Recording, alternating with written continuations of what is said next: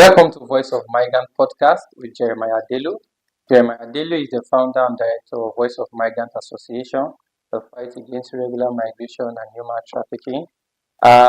Today we'll be talking about World Day Against Trafficking in Person, smuggling of migrants, misconceptions about migrants, and also red flags for you to watch out for in trafficking in person. Here with me in the studio is my friend, my brother, Mr. Ejike. Mr. Ejike, can you please introduce yourself to our viewers? My name is Ejike Ezonyido. I am the PRO of Voice of Migrant Association. We'll be educating people on the dangers of irregular migration and human trafficking. And here, Mr. Ejike is also one of our Nigerian brothers that also traveled and returned back to Nigeria. So, Mr. Ejike, please, can you tell us a little about your story, how you came about the issue of traveling and why you traveled? Okay, my traveling experience, I think is something I love sharing so that people will learn from. It's not entirely that beautiful as I may want it before I set out of Nigeria, but as God may have it, I am alive. I came back alive. I triumphed. So that's it. Okay. So, but before you traveled, right? What were you doing before you traveled? And was it profitable before you traveled? Well, before I left the shore of Nigeria, I am into business, still fashion business, and I needed something more. You know, when you are getting, you will always want to get more. Majorly, people travel for greener pasture, aside every other reasons, maybe health, education, greener pasture is part of the reasons. So I feel that I can be able to make it more over there. So that's the reason I traveled. Personally, I began to nurse the idea to travel, and then a friend told me about a shortest way that I could do it. Understand? Even though I wanted to get my visa and see if I could take by air, but when I see that, this new information before me is enticing because it cuts costs and very easy to access. I don't have to begin to wait that long for visa, so I decided to use the option. So I took Libya by road. What was it like for you? Because my own case was different, where somebody had to tell me that if I get out of this country, right, I'm going to become somebody in life, and I wanted to get to Germany by all costs. But the thing did not work out. So, what was your own journey like? Okay, my journey was it's not rosy too. Like you said, yeah, it's a system you have passed through. I passed through discussing some of the desert, the cold at night, the sun at the day, and arriving Libya, it wasn't what I expected. Honestly, it was not. It was not. It's more of a slavery. I went into a slavery camp. That's what I can say because my freedom was completely denied. So, this experience where it happened to us like this, you get anything where you get from your side where you relate it to children, because we dey do World Day Against Trafficking in Person, and the thing na leave no children behind on the issue of trafficking in person. Okay. This issue of children is a very big and a very terrible one. I can tell you this. In our journey, let me say, in our camp, there is this woman that arrived with twins. 2 children. I was wondering, Where did they go? myself, I know what I went through in the desert and to see little kids, very tender, very tender. I think they should be around 3 years or thereabouts. And the woman has the mind, the guts to enter desert with those children to Libya. Understand? But then there's another one, a boy. His name is completely lost. In our camp there, we call him Bombino because nobody knows his real name. Nobody knows his original name. His parents died in desert. I heard that according to someone else who arrived with the boy, he said that they entered desert together. So their vehicle some assaulted. Aside that, they became stranded, no rescue. So in that desert, a lot of people died. A lot died because of the accident did not just involve one vehicle. It involves four. From the jail, they move in convoy through the desert because I think reason they do it is to provide security for themselves. Them, the drivers, it's not about the travelers, about the drivers. They need security for themselves. They just provide the security for. So in case of any eventuality, they can rescue their colleague and take off. So that's what happened. So one of the vehicles somersaulted, and their speed is always very high. So the next it couldn't control his own vehicle. He had to hit that one that somersaulted. That is how it continues until about 3 helices were involved. And that 3 helices made up of 75 passengers. Are they Nigerians? How would they know those people family now? They are not only Nigerians. They are Nigerians, there are Cameroonians, the Senegalese, and the rest. So they are always mixed up. Understand? So when this thing happened, they rescued the driver and the motorboy that normally goes with them. They asked those ones to wait, and they will get another vehicle for them. So that is it. So these guys stayed there. Those that survived, some have injuries, different degrees of injuries, many died there. So the guy told the story of how you will wake up, you will sleep and wake up, you find out that the person next to you has died. It came to a point they drank their urine. Okay, so there was a point where we say me and self day inside that scene, right? Where we say water no day inside desert for me to drink. Where you see water for desert, where you want see Because water? that water na it can be the problem because the small jerrycan wey they give us more carry pass desert that time finish. Bro, na that one know say peace dey sweet o. E dey sweet when you no get any option. When you don't have Once water, I come carry water, I can't drink the peace. And you know, for desert, they tell us that time say you know if you drink person peace because of say na the law. Maybe na that guy does the lie for us. That climber he does the lie say, you know what, this is the law. You know if you carry Bible pass. You know if you carry olive oil pass. You know if you carry Quran pass. That's You know if you their carry wristband for whichever they give you whether for You are redeem or correct. for anything you can pass. You know, at the point I want like me wey resemble pastor pikin, me wey dey call pastor, how I come take pass this journey like this, right? So that was the experience wey person get for inside data. Let me say, at the point I cannot just let go of that information. But anytime I remember that information, it tells me that no, you actually make a wrong decision passing through this route. So I want to ask a question. This our journey. At what climax you can't get to when you can't get tired of you not continuing? For me, you know, when you are into the journey, you are into it. And personally to me, I'm the kind of person that I don't like regretting things. When I have taken decision and go into it, I see that there is no need. Understand? I preferred, okay, let me be out of this and sort myself completely because it will weaken my mind. I will not be able to maybe plan or strategize and know how to rescue myself. I will go and begin to dwell on it. So I don't want anything regret to play on me. But I was like, Ejike, this is not the best thing. You just made the highest mistake. Understand? But keep it aside. Learn, understand, and move on. But any opportunity to rescue yourself from this situation, just take it. Okay, so World Day Against Trafficking in Person they happen today. And inside this World Day Against Trafficking in Person, so what do you think say they make people they celebrate this World Day Against Trafficking in Person? Well, I think it is a part of awareness raising. Understand?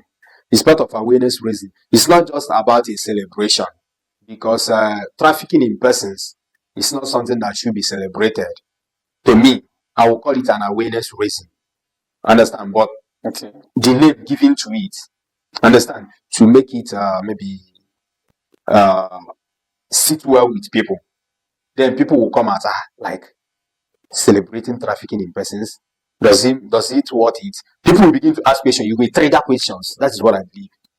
That tag will trigger questions, and people would like to know more. Why should we celebrate trafficking in persons? And then they will begin to see that this is the dangers. This is what this thing does, and maybe awareness is the only way out. Okay, Because when people are aware, they will definitely maybe be able to overcome the tricks of the traffickers. okay, Yeah. so I understand. Say some people did traffic for which country for Libya where we go, and the reason why they traffic na because of say maybe their friend, their neighbor, or their colleague actually give them that information wey take them to that place that they were not traffic. So how since you come out, how you take come outside first? Now those people dey dey there, how you think say they will still come outside so that they fit say join us in this World Day Against Trafficking in Person, either now or in the nearest future? I was talking of how I came out of Libya. Like I said, this journey sometimes looks more like what will I qualify it with? Is it occultic? That when you get in, understand, you might not be able to rescue yourself or save yourself again. Understand? It might take some time before you will be able, once you are in. Like, take for instance, when we are in the desert, in the heart of Sahara Desert, a guy said, no, I can't continue again. I want to go back to Nigeria. But where is he going to? You and I know that he's going nowhere from the heart of Sahara Desert. I don't want to continue again. I want to go back. Where do you want to go back from? Where? With what? By which means? There is no way to go out. There's no bike. There's no way to. Bicycle. There's no airport. Now, me as a newcomer in that country, I don't even understand the language. So how do I make the contact to leave? While in the country, you are conditioned. You are in a semi-prison. Which country? Nigeria. Who would you have for that side? In Libya. Oh, okay. I was in the Braka Shanti, understand, in Libya. Now, you will be some kind of in prison, semi-prison, where you have your freedom within the compound and you can't go out for some times. Understand? Especially when you are owing them. Or maybe someone you paid in Nigeria have decided to embezzle your money and didn't remit to them, to his colleagues in crime. If you ask me to say, I will say his colleagues in crime. When you didn't remit their own percentage to them, definitely you are going into their prison. So being there and rescuing yourself most times is by God's grace. My brother Ejike. So how do we now identify traffickers that are trafficking even children in our community today? Traffickers and modus operandi is something that someone have to be very, very careful in order to be able to identify them. Because in most cases, they come as friends. You don't even know them. They can come as family. Understand? It can be someone you are looking up to in the community. Maybe you are looking up to this person. I want my child to grow up and be like this person. I would like my child to learn from this person. The person might be the one. That is why we need to always scrutinize. Understand? Like someone might come and say, okay, I needed a house help. Understand? In truth, the person might need. Understand? The person might not need. This is where the problem lies. How do you now be able to differentiate who is genuine and who is a trafficker? One, a trafficker, in most cases, they front promises. Understand? They promise you what they cannot give. They front promises. They begin to promise you the life they see you cannot afford.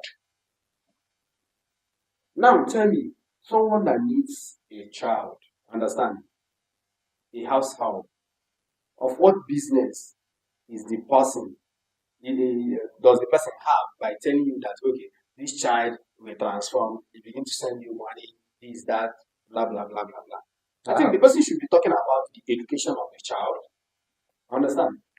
That when he gets there, he will do his best to see that this your child Go back to school. is trained first. Understand? Not promising you that, okay, this is how big your child, especially when it involves abroad. And trafficking is not just only across borders. It happens within the same country. Someone can move from maybe one village to Lagos, Like what they are saying these days, to Abuja. Understand? They go to villages, they get them from their parents.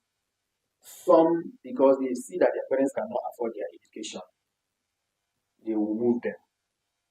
They will say they want to maybe help them train this child. They will put them in school, but at the end, you find out that these things are not happening. So parents need to be very, very watchful. They need to be very, very careful. They need to ask critical questions. They need to understand the person that they are handing their child to. They really need to understand this. Who is the person? What does this person do for living? Who can actually maybe stand for this person and say, I know this person true and true. This is what he's into. But this person that is coming, like you said, that some of them might be a family member. So my question now is, this person is already known. Do you really need somebody that will tell you this is who this person really is in the family when already the person is a family member? Okay, in a situation like this, when the person is a family member, one, you that is handing your child over to the person, how much more do you know of the person? Understand? What is maybe basic informations you have about the person? Then the person is not living with you. Do you know what the person is into? Do you know the person's sources of income? Understand? Since it's a family member, you should be able to say, okay, this my family member deals on this, he does that. Understand? This is source of income. This is what he does for a living. Then I'm confident that if I give my child to him or her, he will be able to raise the child. Understand? So the thing is about parents shouldn't be greedy. Understand? They shouldn't be greedy because sometimes greed blinds our mind. We can't see beyond that maybe that satisfaction we needed. We wanted to get it immediately. Let this child go. Let this child go.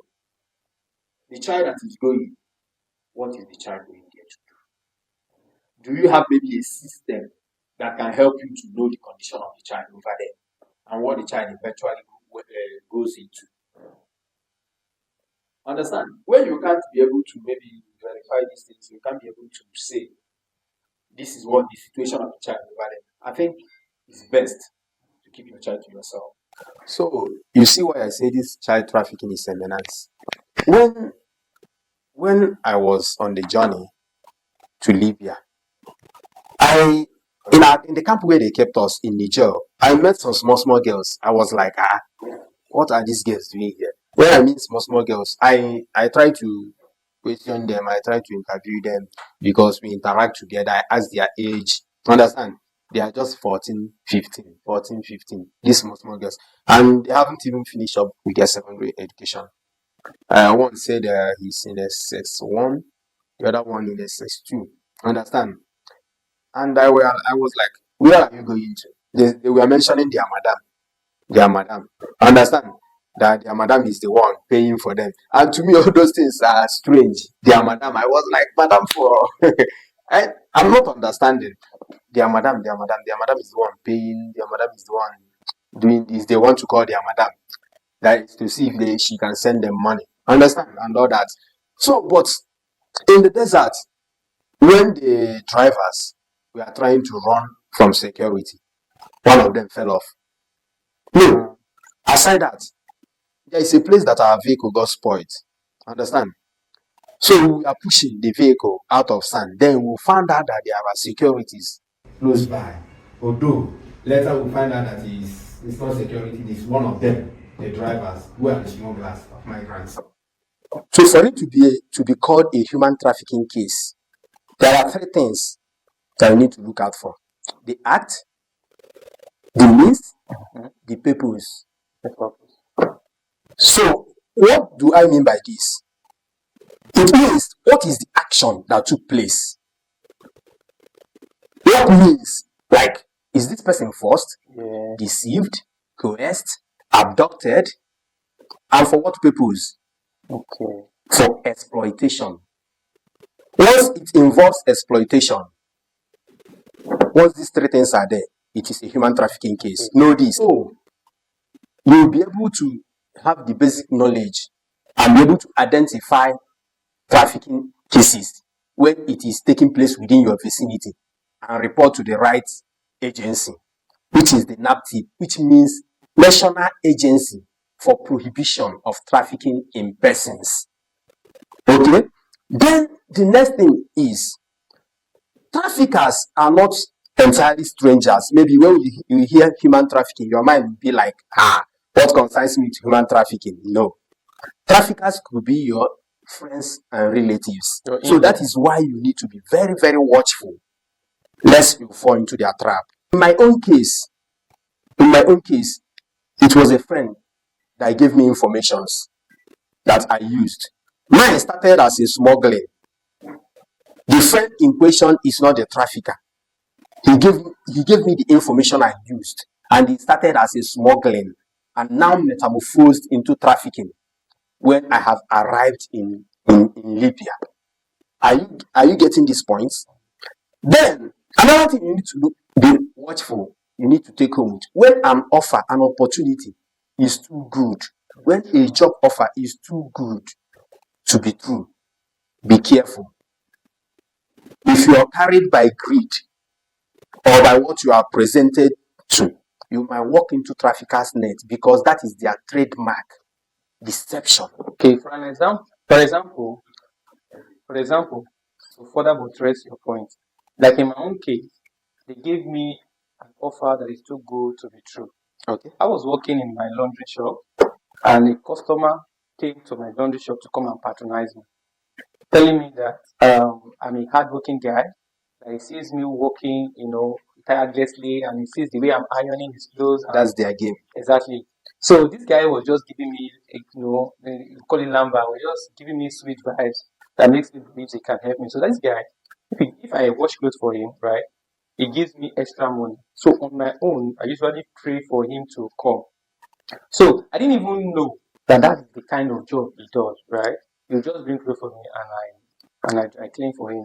So it can be anybody. It can be your friend, it can be your customer. So the offer he gave to me was that if I go to Germany, the clothes I'm washing for him here in Nigeria for 115 naira, when I get to Europe, it's going to be 7 euros. As at then in Nigeria, 1 euro is 430 naira. So I carry my calculator by myself. I typed 430 times 7. So what it means is that here I'm watching one clothes here in Nigeria for just 150 naira. When I get to Europe, in Germany precisely, I'll be getting 2,700. That is a big money, right? So that's why I had to jump. But he told me something, said I should not tell anybody. But you are right. That reminds me. It was the same thing that played out during my own time. I was like, I have to stay away as though maybe I stole from anyone. Just that it's just that so that nobody we know that I have left the shores of Nigeria, because that mindset of don't tell anyone, the village people, these people, they will do you this. If they hear, they will simply maybe frustrate the process, and you will fail. So you have to keep all those things personal. That was what happened at my own time. I kept things personal. I was like, until when I get there. But unfortunately, I didn't even get there. Don't tell anybody, don't tell anybody. You have to even promise me that I should not worry, that in 2 weeks I will already be in Germany, and to call my people here in Nigeria with international number that Jerry has arrived. So but the story was, the reality was not different from what he actually told me initially. So interestingly, this year World Day Against Trafficking in Persons is with the team Leave No Child Behind in the fight against human trafficking. And children and women has majorly been hit by activities of traffickers. they are majorly hit by activities of traffickers. Therefore, we are using this opportunity to call parents to sit up. Parents need to sit up to their duty to educate their children. They need to be aware that there is human trafficking ongoing. They need to understand what we mean when we say trafficking in persons. Because when they have the knowledge, they will be on guard against these marauders. 3 misconceptions about migrants. Migrants are illegal. That's not true. The truth is, most migrants are regular migrants. They have their documents, they have their passport, they have all documents that it takes to be in the host country or the country they are traveling to. 2. Migrants come to take their job away. That is not true. But the truth is, most migrants travel and they tend to fill up the gap that is in the host country. Maybe, for example, the country that they are into, the nationals in that country do not have the skills or the expertise to actually do those jobs. Or most of the national feels that this job is too low for me or is a low level of job. So these migrants go to that host country to fill in that gap for that country. 3. Migration is one way. That is not true as well. The truth is, migration is dynamic. People travel for education, people travel for holidays, people travel for family unification, people travel for jobs. So they go, they come back from one country to other. Thank you.